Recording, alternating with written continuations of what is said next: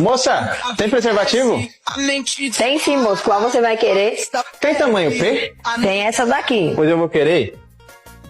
Ei, moço, você não vai querer sacola? Não, moça, ela não é tão feia. Obrigado, viu? Oxente. Oi, moço, tem coração? Até tinha, mas depois que você foi embora não tem mais não. Aqui, amiga. Vai ser crédito ou débito? Deixa eu dar uma olhadinha. Ai, amigo, que isso? Vê se faz um descontinho pra mim, por favor. Pera aí, eu vou ver pra você.